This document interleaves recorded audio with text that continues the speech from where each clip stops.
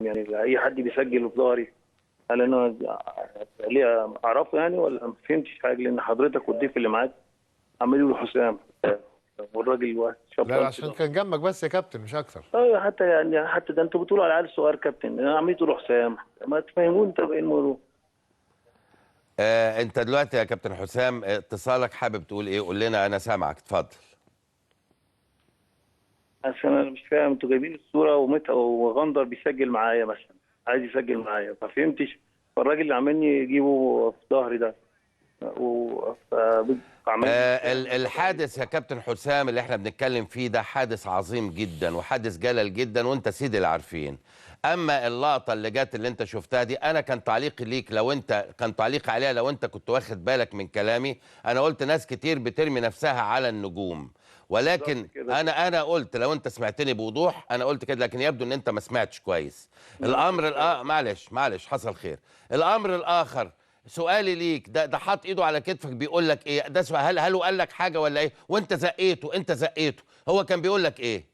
ولا سامع حاجه، لان احنا جايين من مصيبه جوه الملعب. وبعدين انا حتى مع مغندر ما سجلتش معاه لان المنظر ما كانش وقته، يعني ما كانش وقته خالص. وبعدين الرغي والناس عماله تزيننا فببعده. واحد شابط في قفايا والناس كلها كل النجوم، وحتى جبت من شويه احمد فوزي. جبت احمد فوزي عمال برضه واحد شبطان في قفاه. يعني الموضوع ما يعني معروفه، كل الناس اللي بتسجل لعيبه الكوره ولا بتاع بيتنططوا عليهم، ده امر معروف. وبعدين وده كان تعقيبي للقطه. دي في اخر خالص واحنا بنركب الاتوبيس ده، لما الدنيا في اخر، لان ما مشيناش على طول. وبعدين زي ما انت شايف واحد ورا شرويده، واحد زي يعني وغندر متسجل مع الناس كلها. انا عايز اقول لحضرتك حاجه. اتفضل. حاجه مهمه جدا. نعم.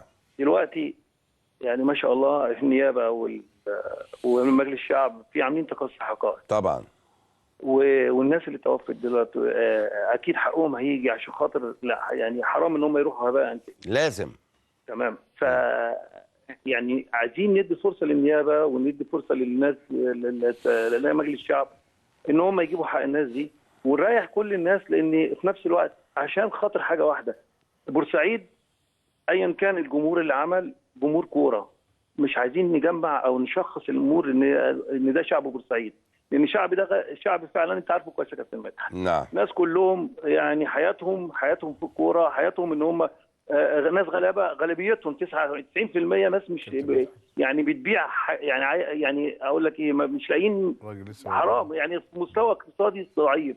فالناس دي في نفسيا ضايعين في الفتره دي، فمش عايزين نعمل فرق بين ان ده شعب بورسعيد وده شعب مصر. لا، ده مصر وبورسعيد والمحله والاسماعيلي والناس دي كلها والقاهره كلنا شعب واحد. في خلل حصل، في حاله، في مشكله حصلت لاسباب كتير. الناس كلها بتقول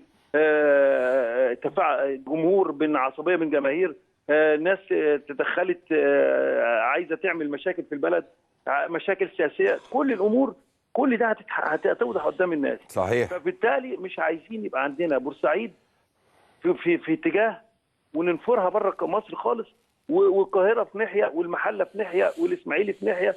فكل الكلام ده يا كابتن مش في صالح حد. يعني اي واحد يقول كده يبقى مختل، اي واحد يوصم اهل بورسعيد بان هم دول يبقى مختل.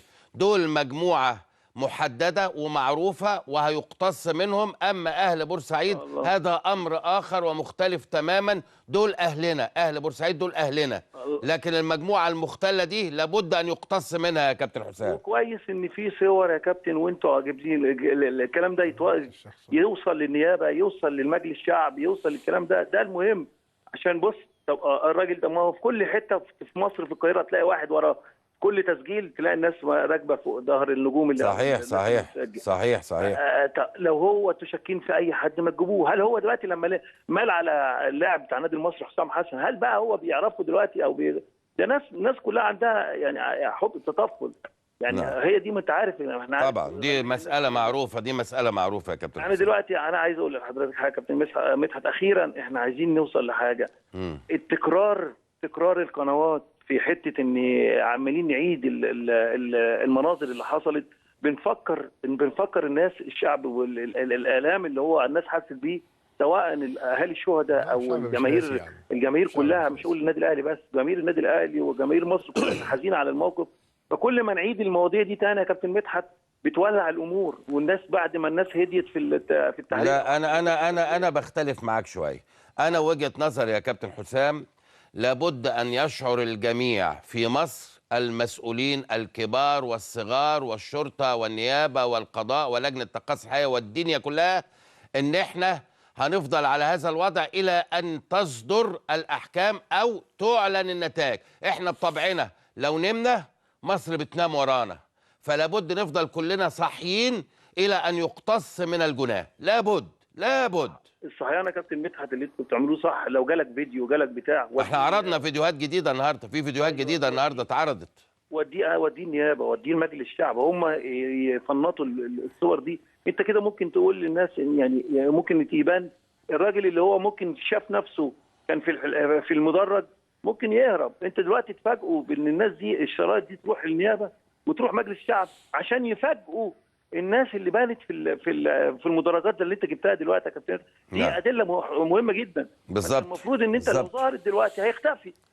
فالكلام ده لازم تبقى فيه سريه تامه يتفاجئوا بيها. ده وجهه نظري. نعم. وفي نفس الوقت نحافظ على شعور الجميع، لان القنوات دي كلها واصله للعالم في الدول العربيه وفي اوروبا.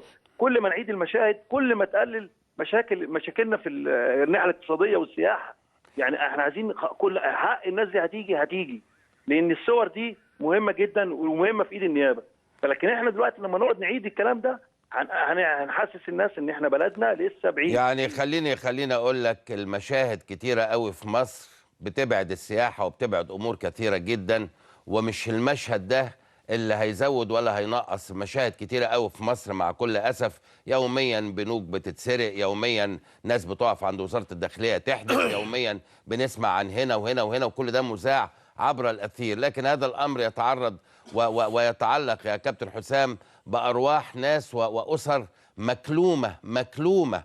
انا معاك في ان انا ضد الاثاره، انا معاك جدا في ده، ولكن في نفس الوقت لابد ان الراي العام كله يعرف ان احنا بنساند الناس دي، عشان الناس دي تعبانه في بيوتها. ربنا ما يوريك ربنا ما يوريك بالظبط كده في سن ولادك. بالظبط. الولاد اللي انا خرجتهم معايا من بالظبط كده. بالظبط.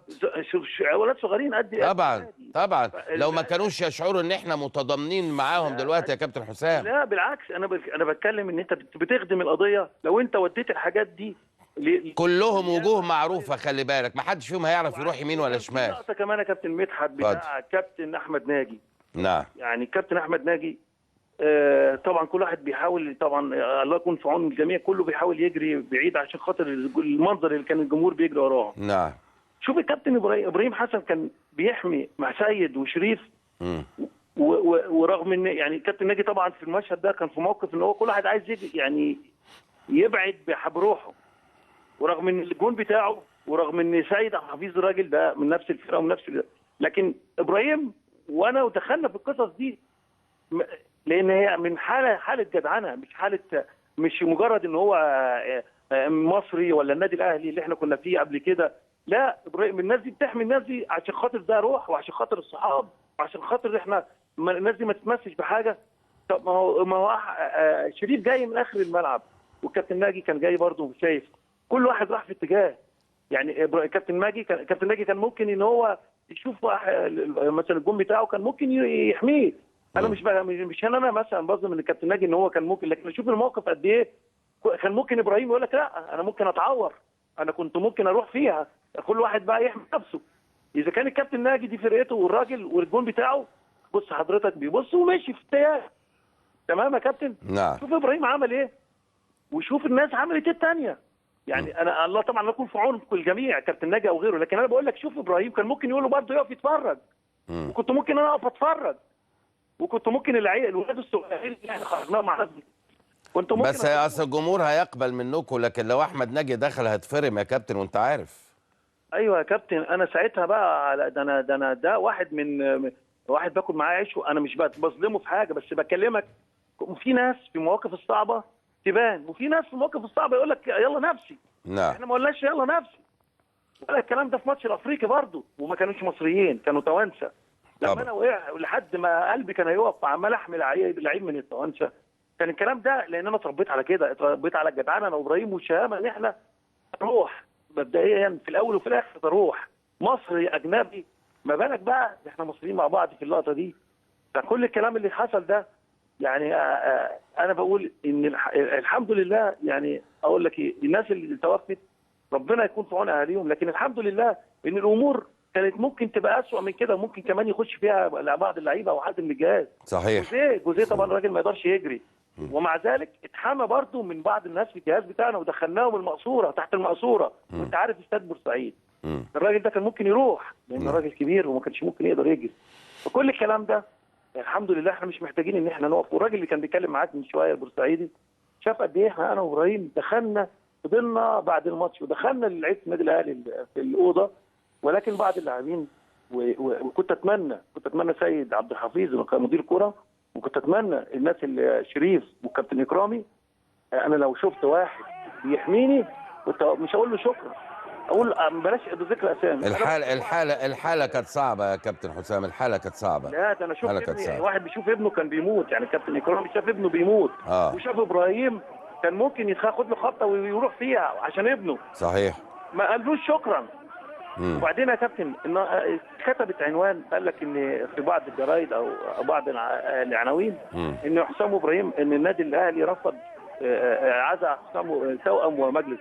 هو احنا ما رحناش ولاسباب كتير، ان انت النادي فيه احتقان في طبعا وعرفنا ان محمد شوقي الراجل بورسعيدي وعايش في النادي الاهلي والناس شدت معاه. صحيح. امير لما راح، فما بالك دلوقتي يشوفوا اي حد من النادي المصري يفتكروا الموقف صعب. الموقف صعب على النادي الاهلي اولا واخيرا، احنا من كباتن النادي الاهلي. صحيح. في نفس الوقت حمينا ناس ارواح، سواء جماهير وجهاز سيد او شريف.